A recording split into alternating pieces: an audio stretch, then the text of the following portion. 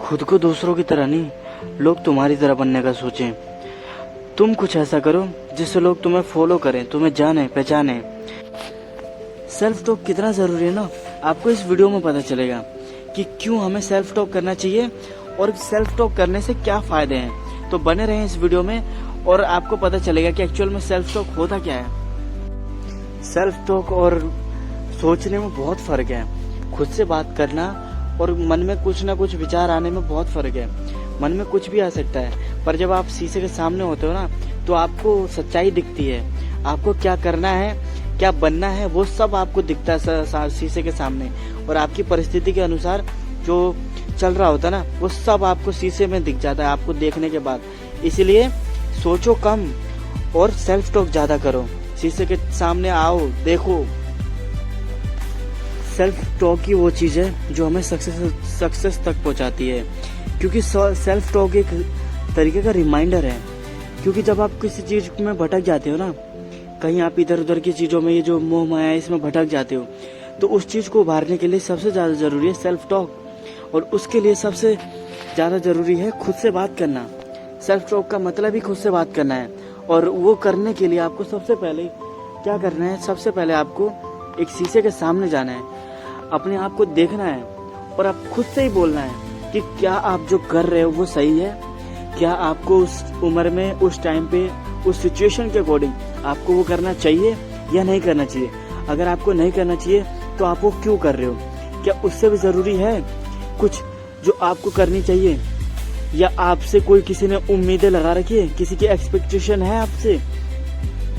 ये सारी चीज़ों का रिमाइंडर सेल्फ टॉक ही कराता है। इसलिए मेरे दोस्त, सेल्फ टॉक बहुत ज़रूरी है। आपको पता है, जब हम स्कूल में होते हैं ना, तो हमारे मन में बहुत सारी एक्सपेक्टेशन आती है कि हम ये कर लेंगे, वो कर लेंगे, हम ये पालेंगे, वो पालेंगे।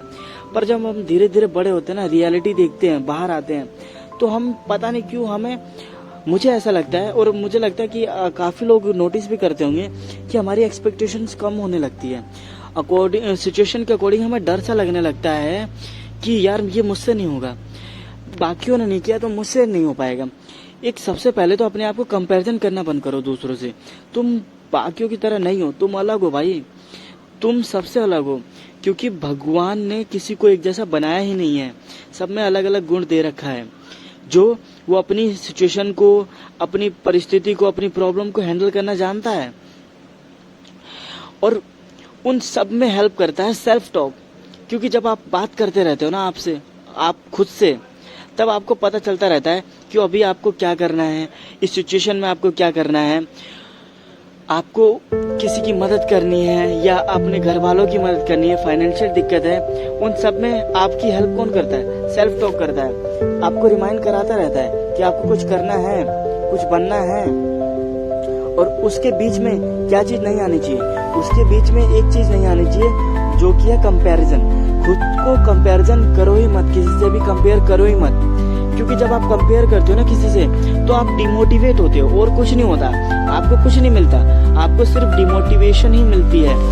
आपको लगता है कि यार उसके पास ये है, उसके पास वो है, उसने ये किया, वो किया, मैंने तो कुछ नहीं किया। पर ऐसा नहीं है, आप सिर्फ सोचते रहते हो, आप मन ही मन में वो ना डिमोटिवेशन अपने अंदर भरते रहते हो, नेगेटिव ऊर्जा अपने अंदर भरते रहते हो। और आप जब सामने शीशे के जाते हो ना, तब आपको रियलिटी पता चलती है। जब खुद को देखते हो ना, एक्चुअल में आपको पता चलता है कि आप कहाँ पे स्टैंड कर रहे हो और क्या जो आप सोचते हो मन में वो सही है या नहीं है। आपको कुछ बनना है, कुछ करना है, इसलिए